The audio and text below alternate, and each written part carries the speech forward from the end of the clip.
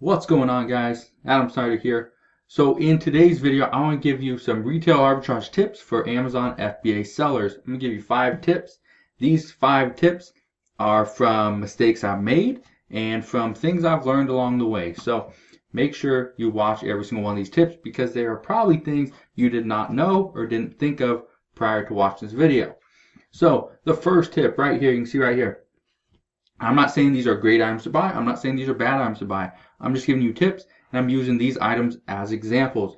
This item right here, I bought something similar to it. I'm not going to show you exactly what I bought because I'm still buying it. You can find it at Walmart, you can find it at Target, you can find it at any toy store there is. They have them.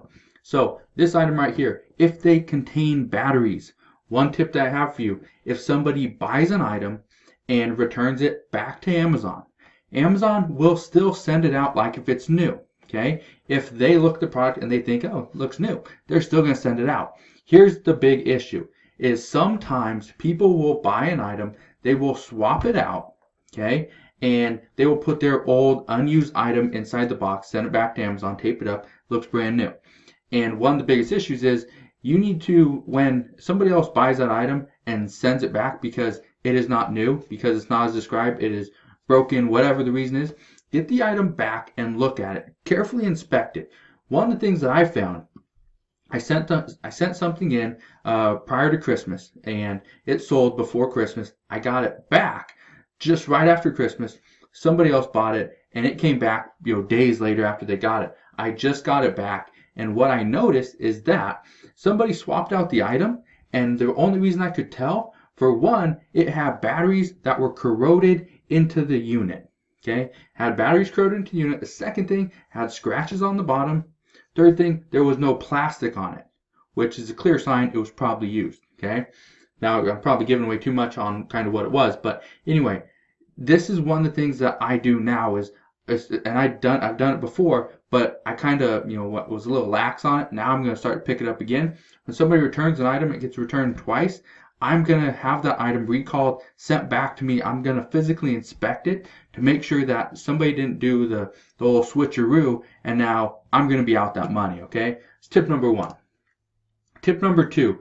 This is not, well, I've sold an item very similar to this. It was a king size comforter set. The issue with a king size comforter set are their big, bulky items. So even if you can, if you can get a great deal on them, chances are you can only get maybe 2 or 3 sets of these into a large Home Depot box. If you don't know why I'm talking about a large Home Depot box, that's what I use. That's what the majority of people use, is a large Home Depot box. Its size is 18 by 18 by 24. Decent sized box.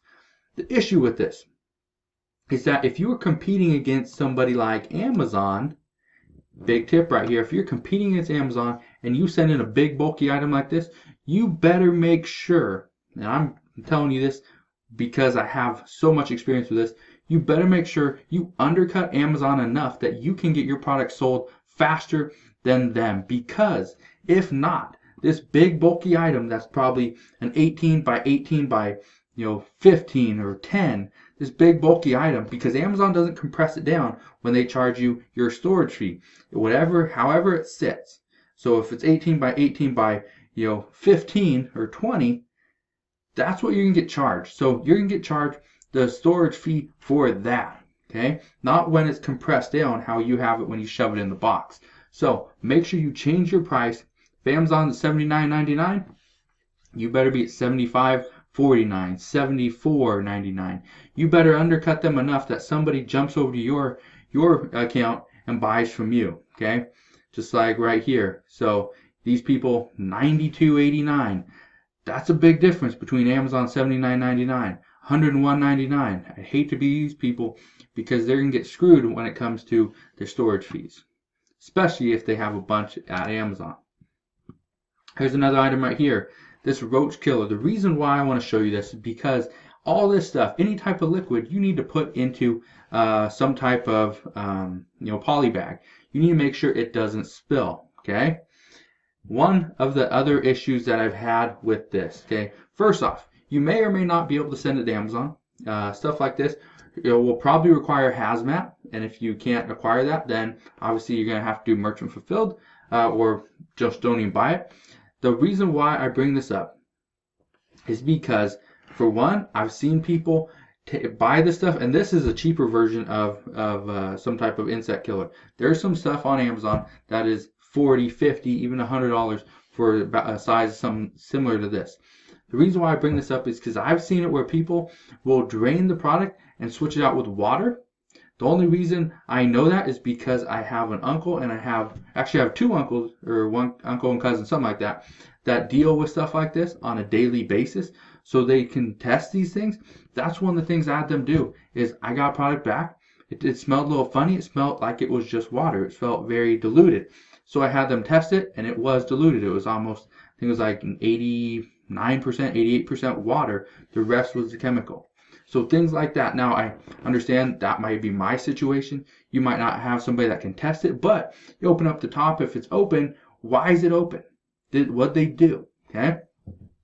Not only that, like I said, you got to polybag this stuff. That is another lesson that a lot of people don't know. They just send it off to Amazon, and Amazon has a big fit about it because honestly, it could be harmful to their employees. And I get that. It could spill. It could ruin other products.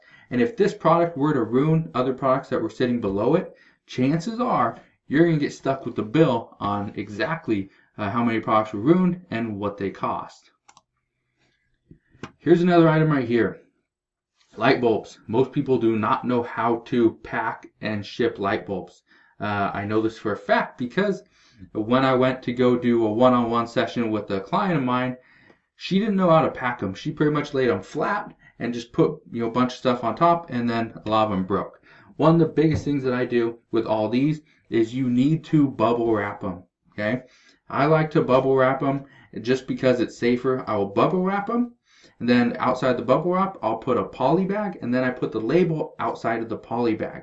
The reason I do that is give them a little bit more stability, a little bit more cushion, so that they don't break. Some of these items, like this one right here, are very similar to this. Some of these, you can get great deals on them. But the biggest issue people have is, well, it's so fragile. How do I get them to Amazon without them breaking? That's the tip. You need to bubble wrap them first, then put them in a poly bag and tape the poly bag. Make sure that they're not just rattling around inside the poly bag, okay? Here's another item right here. Chips. No, I do not sell Doritos nacho cheese flavored tortilla chips. The reason why I mention these is because every so often, especially Walmart and Big Lots, those two stores, will have sales on like a discontinued chip, some item that they are not going to continue to produce or something, or it could be a seasonal item. The reason why I want to mention this is because when you pack a bunch of these items together, when you are stuffing them into a box, it doesn't take a whole lot of outside pressure on the box to pop one of these bags. If it pops on the underside of the bag and an Amazon employee lifts it up and then your chips go everywhere, for one, it's not their fault. It's going to be your fault. You're going to lose an item. But number two, if it's some, especially one of the items that I'm talking about, it almost looks like a cheese puff or like a Cheeto. It's a round thing. Anyway, but what I'm talking about is if people step on it, they slip, it could be hazardous. You can get some big issues with Amazon. Amazon will send you an email, I guarantee it, because they do this all the time. Even though a lot of people say they don't care about their employees, they care about their employees' safety so that the employee can get back to work. Now, maybe their employee is going to work 18 hours a day, who knows? But if the employee slips, cracks their head, and then Amazon's liable for it, that's one of the things that they're worried about, okay? So with chips, one thing I want to say, pack them similar. You don't got to polybag them and put them in bubble wrap or anything like that. But make sure, now I would polybag them just because the likelihood of them popping, and if you can put a little bit extra air inside the poly bag, it'll give that cushion to the chips.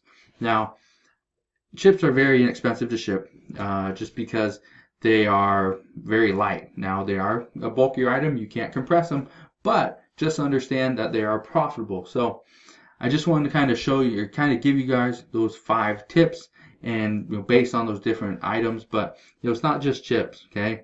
I had something like that happen with gummy worms. And I sent them in the winter, or not the winter time, the summertime. they all kind of, melted together, and yeah, you probably understand what happened. So just know that not every item should be treated the same. Toys are great. I love toys. I love selling toys. I love selling home improvement products and tools. Sporting goods are awesome. Shoes. Again, those are not the only profitable categories. There's a lot of stuff out there, but you gotta find them. You gotta ship them to Amazon. You gotta make sure they get there in one piece. So hopefully this video helped you out. If it did, great. Hit that thumbs up button. Subscribe to my channel if you haven't done so already, and I'll see you guys on the next video.